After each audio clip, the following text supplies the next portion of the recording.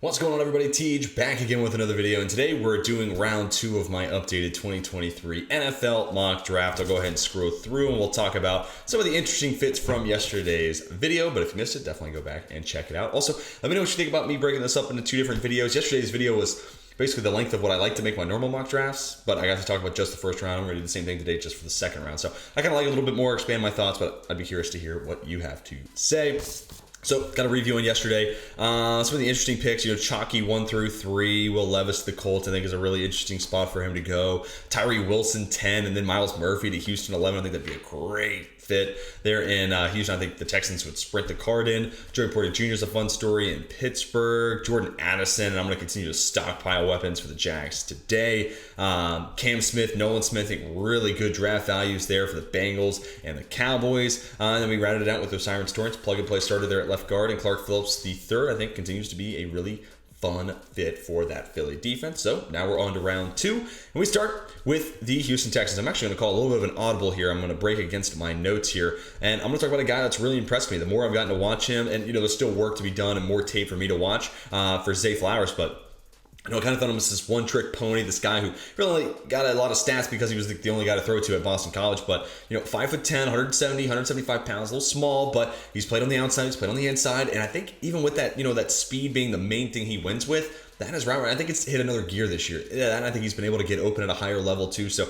maybe that was just the games that I was able to watch, and the clips I was able to get. But I think Zay Flowers is starting to win me over, and maybe could sneak into late round 1. So starting to see a whole lot of buzz. Plus, he'll be at the Senior Bowl. So this is a guy who in Mobile could really change his draft stock with a good week there. So then we move on to the Pittsburgh Steelers. I'm going to go Anton Harrison. I only had 3 tackles go in the first round, but I think Anton Harrison could easily make it 4 that go in the first 31 picks. And for Pittsburgh, this Dan Moore situation, they've waited, they've tried to tread water, but it ultimately has just not really worked out.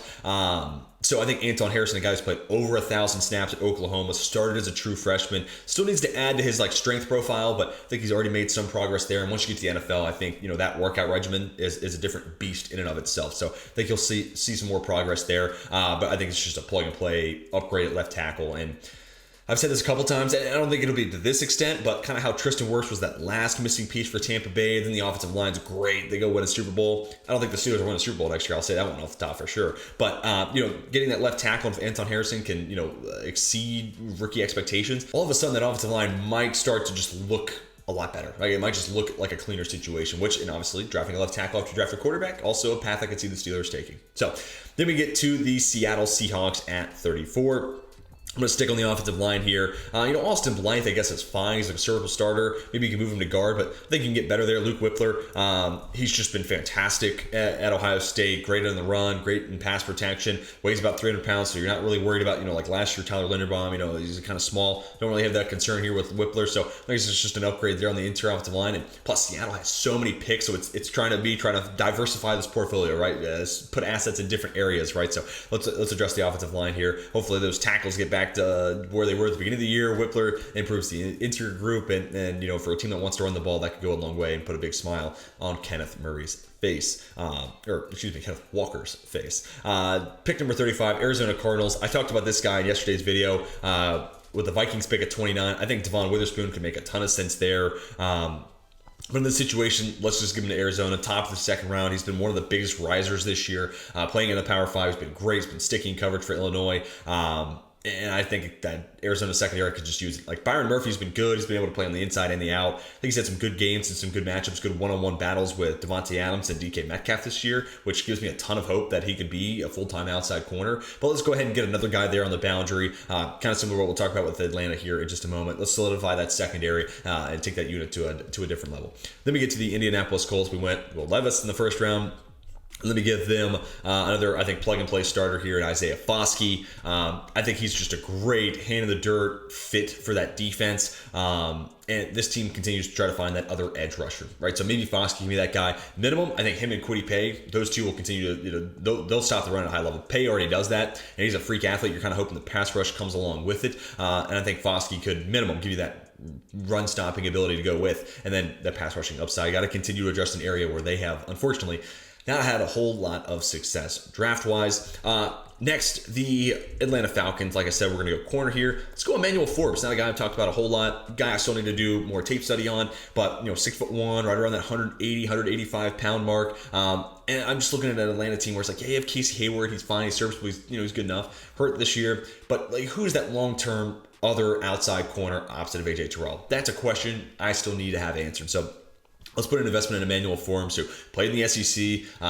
So that goes a long way. Again, guy I need to do more tape study on, but the size, the frame, and what I've heard about his athletic profile, all that checks a lot of different boxes to be a potential top 50 guy. Next up, the LA Rams. You could go edge here. You could go outside corner, but I'm going to go offensive line. I'm going to go Andrew Voorhees, keep him in the state of California.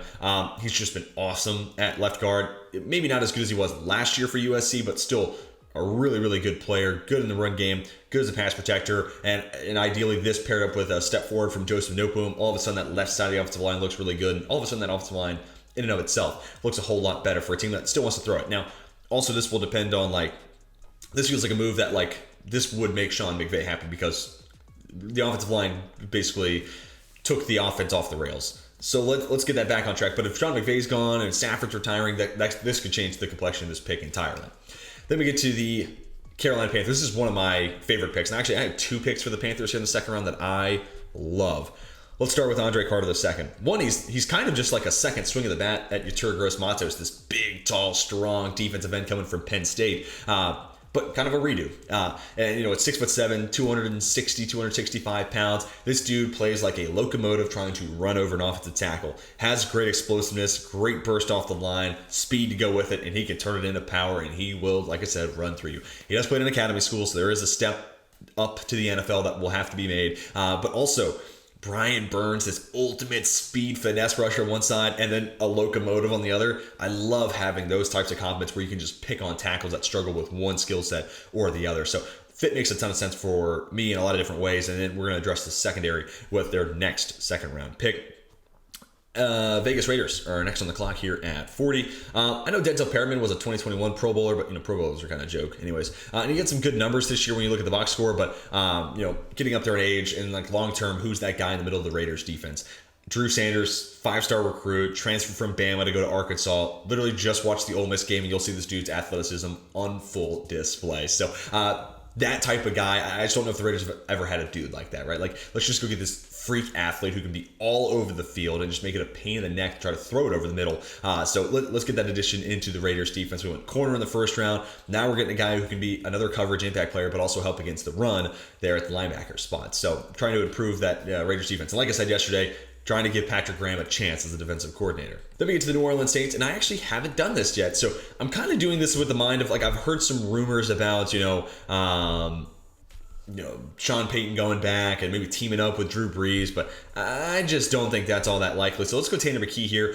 And this team's like $50+ million over the cap projected for next year. This could be the step in the right direction when it's we're going to get cheap at quarterback and we're going to pay our dues for a year and we're going to reset salary wise. And then in 2024, we'll be able to be, big time, free agent contenders, and we can make big trades and we'll get, right back to where we were previously. So I think this is a type of move where that could be possible. Also, I'm just still a big Tanner McKee guy. Pre the college football season, I was like, this guy could be in the top 10 of the draft. And, that's probably not going to happen, but highest percentage using Pro Football Focus's data here. So, take this with, how you feel about their data collection and all their stats and whatnot. But highest percentage of throws into a tight window and then under pressure, nearly 40% of his dropbacks. So bad offensive line and wide receivers who can't get open. But he did have the highest grade and the highest completion percentage of throws in those tight windows. So I'm seeing a guy who can do a lot with a little. And you get him in New Orleans, even if this team, let's say, another move New Orleans makes is moving on from Michael Thomas. Well, you still have Jarvis Landry as a safety blanket of sorts. And Chris Olave, that could be a fun young quarterback wide receiver duo of the future. They still have an offensive line, still have Alvin Kamara. This could kind of like Will Levis yesterday, where I talked about going to the NFL and they might find themselves in a better situation than they were in college. I think Tanner McKee kind of has the same card that he could play here. Next up, Cleveland Browns. I thought about wide receiver here just because it feels like they need another guy who can make an impact on the outside and help out Deshaun Watson. But we go Keandre Coburn, to me the second best true nose tackle in this class, right behind Siaki Ika. another 350 plus pound, pile of meat. So he'll clog the middle, which this team desperately needs. I mean, to me, it's the worst defensive tackle group in the NFL. So definitely need an upgrade there, but also a guy who has taken a step forward as a pass rusher. So that goes a long way. And, take away, even if he, just like I said with Siaki Ika yesterday, if he takes away the step up option for a quarterback and it's Myles Garrett coming around the end, yeah, all of a sudden that pass rush feels really scary to be up against. So really love for that fit. And, if it's not wide receiver, I'd love to see them go defensive interior here in the second round. Next up, Tennessee Titans. I'm going to go Felix Ndike-Uzama, edge rusher from K-State. Maybe didn't impress as much as I thought he would this year. But nonetheless, I still think he can be a top 50 guy. Great burst, great first step off the offensive line, guy who can win with speed and finesse. And I look at Tennessee and, specifically the Bud Dupree signing. That was a John Robinson move. And guys who doesn't have their job anymore? John Robinson. So I can see Mike Vrabel and Ryan Cohen, Vrabel's going to have the player personnel decisions, and then Cohen's just kind of wearing the GM cap. Those guys could look at, that was a Robinson move. We need to move on. I could see them, yesterday I said Taylor Lewan could be a cap casualty. No money on the Ryan Tannehill contract is guaranteed next year. And then Bud Dupree. If they can get out of that, those three moves could all of a sudden really free up a ton of space and let this team let Mike Vrabel really make the team that he wants to be coaching. So, well, that's really interesting. I think if you move on from Dupree, you do have Danico Autry, but I think you can also kick him in to play that 3-4 DN spot. Felix Ndike-Uzama can be that staying up outside edge rusher with that speed opposite of Harold Landry. I think that'd be a really nice fit and compliment. And again, allows you to save some money for their cap. Then we get to the Seattle Seahawks. And yesterday, I talked about Brian Branch. I'm like, oh, yeah, you add him in the nickel. He can be good against the run. He can blitz him. He's a good man in zone coverage. But now let's go ahead and add that long, lanky corner that I had been very biased towards wanting to add in Seattle. So now you can pair up 6'1", 180, 185 and Garrett Williams with 6'4" Tariq Woolen. I am absolutely here for it. Maybe this leaves Kobe Bryant as a little bit of an odd man out. Maybe you can still play him in the slot. Maybe that's why you can't do Williams and a Branch in the same draft. If that's the case, okay, that's fine. Let me know what you think. But I think you add a Garrett Williams in there, and even if he's not ready right away, you can buy him some time, a year or two, to then see what he develops into. But again, solid size and frame, good athletic profile, and maybe he didn't take a huge step forward this year with Syracuse, but going back a year, you can still see what had me and a lot of other people excited for him potentially taking that leap forward this season, and maybe Seattle can crack the code and get him to that high level. Next, the New England Patriots. I'm going to go offensive line. It does feel like Isaiah Wynn is going to be out the door. So let's go Blake Freeland here. 4-year starter with BYU, which I know not the craziest level of competition, but spent 2 years at right tackle. So if you want to keep Trent Brown at left tackle, I think Freeland can flip to right. Or if you want to play Blake Freeland at left tackle, you can flip Trent Brown back to right tackle. So you have some options there. But 6'8", and he's been really, really solid at BYU. Actually has pretty solid feet as well. I worry about him against smaller edge rushers, but not as much in the sense they're going to get around him, but more so underneath him, and they're just going to take away the low man wins, right? And I think edge rushers against the 6'8" tackle kind of inherently have that leg up. I think that could be a concern from Freeland, but you look at the tape and what he's done at BYU, again, not against the craziest competition. There's a lot to like.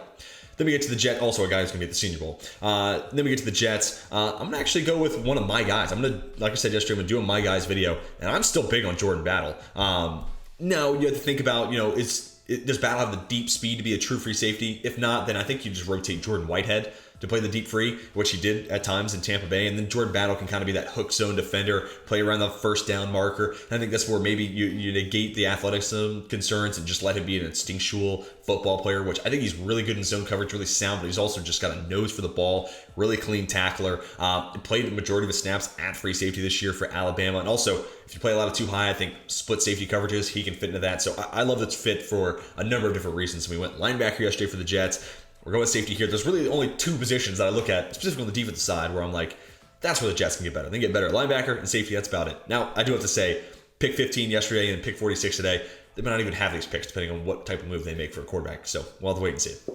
Next, the Pittsburgh Steelers. I'm actually going to stay in the safety room. I'm going to go JL Skinner. To me, this is just a seamless Terrell Edmunds replacement. Has the size. And, even when Edmunds was drafted out of Virginia Tech, there were rumblings of, maybe we'll play him at, linebacker. And, yeah, maybe you could. But ultimately, I'm going to say he sticks at safety. That's what they ended up doing. And Skinner, you could have the same conversation, but I think he probably stays at safety as well. But also, in a division where you face David Njoku, you face Mark Andrews, like a tight end stopper would be pretty nice to have. So JL Skinner, I think, could fill that role as well. But 6'4", 225, 230 pounds. So I really like him as a box safety here for Pittsburgh and replacing, Edmunds, who's on a 1-year deal.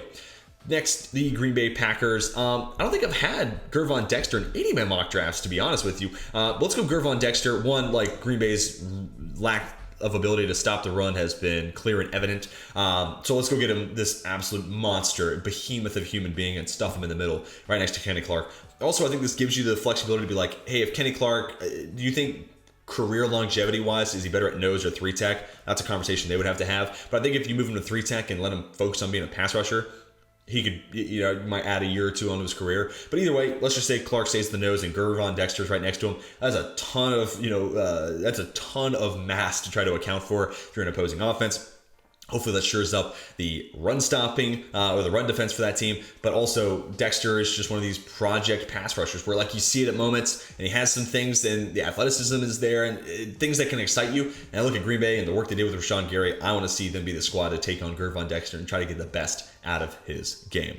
Next, the Detroit Lions. I'm actually going to tight end back-to-back picks here. We'll start with Dalton Kincaid to the Lions, and as promised, I'm going to continue to stockpile assets for the Jacksonville Jaguars and go Luke Musgrave there. I'm giving Kincaid the bump here just because he was healthy this year, and that goes a long way. And that makes me feel pretty good about it. But Musgrave is no slouch himself. When we did get to see him, both these guys are great athletes with soft hands, can run routes at a high level. So really don't think it can go wrong for Detroit. It's finding that replacement for TJ Hockenson, so you don't have to play a thing called Brock Wright week in and week out. And then for the Jags, Evan Ingram's on a 1-year contract.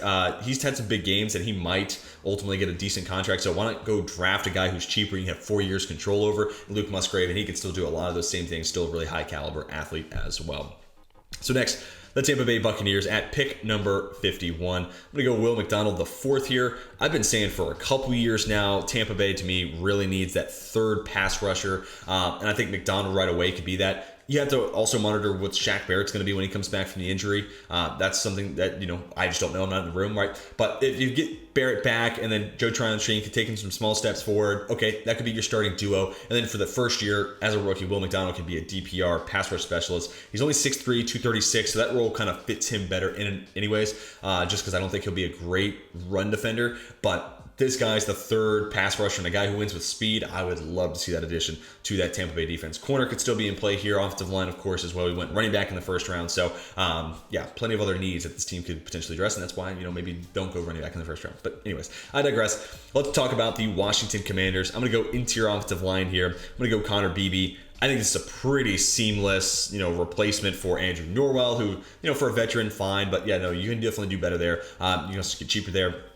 So Connor Beebe, he's been awesome at K-State, great in pass protection. Maybe could be a little better, in run blocking. And this is a Washington team that's going to lean on the run game, so maybe not the most seamless of fits, but I still think it's an upgrade over Norwell. And maybe because there were some talks about him maybe being able to play tackle. Maybe as Charles Leno gets up there in age, you could eventually shift him over there. But I think let's right now just talk about him as a guard. I think that's an upgrade there for Washington, who went quarterback in the first round. I'd like to keep that quarterback upright.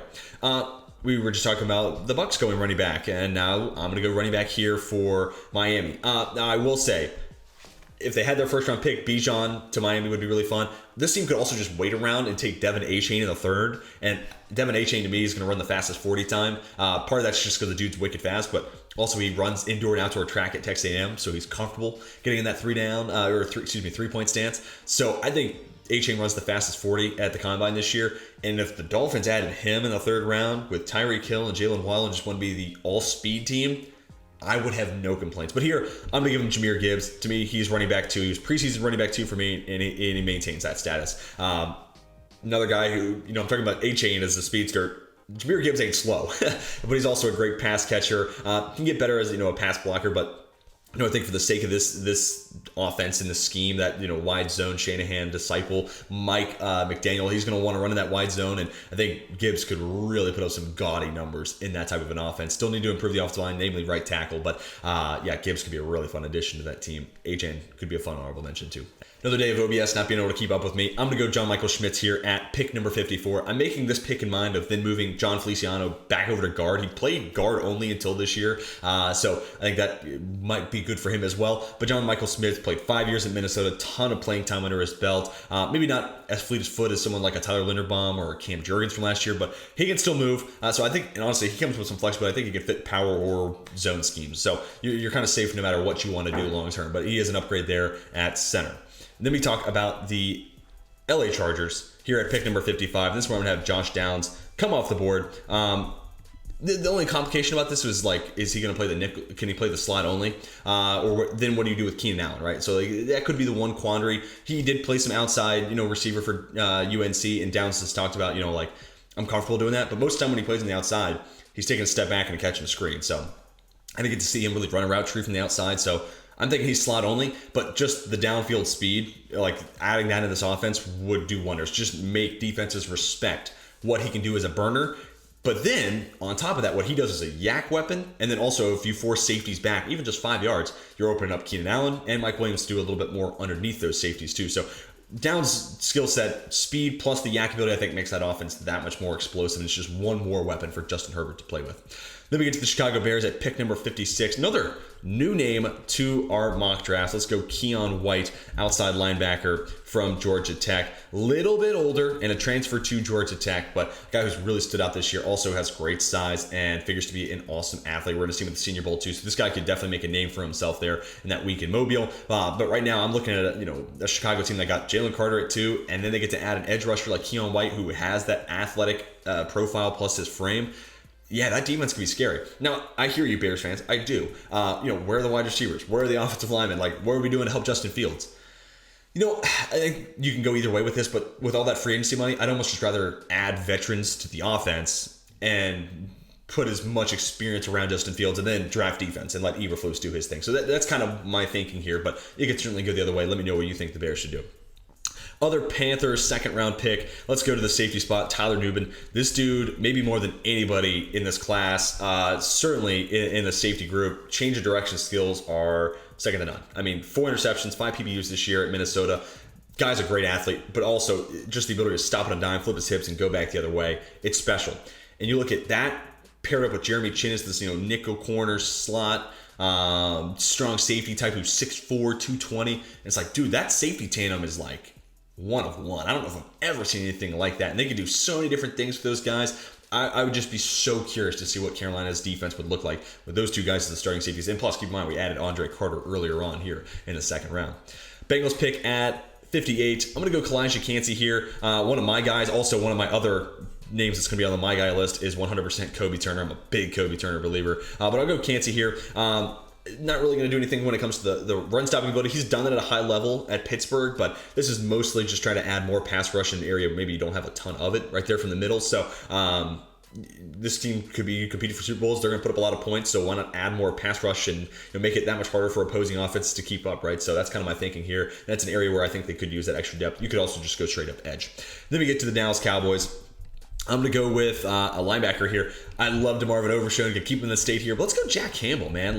Had an awesome coverage grade this year at Iowa. May not be the world's most insane athlete, but just one of those smart football players and a great tackler, good against the run. I think he could really fill maybe what potential weaknesses Dallas could have there at that linebacker spot. Good value here at 59. So we've gone back-to-back defense here for the Cowboys, just keeping that unit playing at a really, really high level. Next up, the Kansas City Chiefs at pick number 60. Let's go Mike Morris. My only concern here is Mike Morris and George Karlaftis kind of have similar edge, skill set overlap where they win with, power in their hands and whatnot. But 9 sacks this year for Morris. He's really broke onto the scene there at Michigan. They just have a consistent reputation of breeding basically these edge rushers. And for Kansas City, it's like, dude, we have got to continue to address that edge position because even Karlaftis really hasn't been all that awesome this year. Dunlap's on the wrong side of 30, obviously. So and it's just like Cincinnati. This is a team that plays from ahead more often than they play from behind. A whole lot more than they play from behind. So got to get that edge rush, talent there, and got to make it that much harder for opposing offenses to make a comeback. Next up, Detroit Lions at pick number 61. I'm going to go with Chris Abrams-Draine, get him a nickel corner. Abrams-Draine has played some on the outside as well, but we gave him Christian Gonzalez earlier. Now let's go get him a difference maker from the slot. Also could maybe do some strong safety work. I could kind of see him having a Kareem Jackson type of career arc here, Chris Abrams-Draine, but sticking coverage, one more guy in the secondary to potentially be a fix for what's been a bad cornerback room. Then we get to the Buffalo Bills. I'm going to go Parker Washington. A little bit of a different slot. I know they drafted Khalil Shakir, but keep in mind, that was in the 5th round. If they drafted Khalil Shakir in the second or the third, sure, I'd buy him another year. But that's a 5th round pick. You really don't have much tied to him. So let's go Parker Washington, a guy who I think also going to be a slot only type of wide receiver at the NFL level, but shifty when working in the slot, good route runner, good hands, but also has good body control and the ability to go get it at the catch point. So I think he could be a guy who wins at multiple levels, not just the underneath. And really, the reason I like this pick is I don't know if Shakir's really taken a step forward and been a guy who can get open right away underneath. And I look at when the Bills have Stephon Diggs, and it's hard to stop Stephon Diggs, but when he's taken away, Gabe Davis's route tree is all vertical. It's all deep stuff. It's all vertical. They need another guy who can win underneath and intermediate so Josh Allen can get rid of the football. And I think Parker Washington could definitely be that dude late round 2.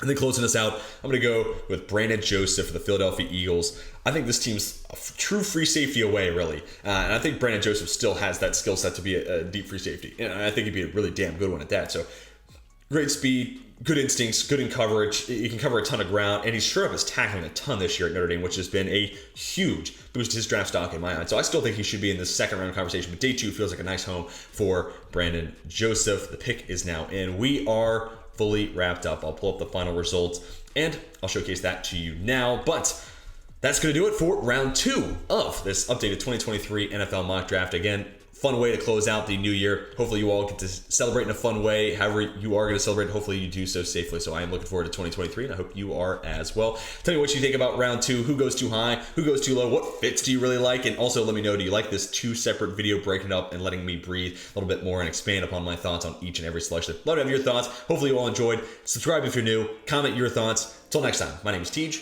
and I'm signing off.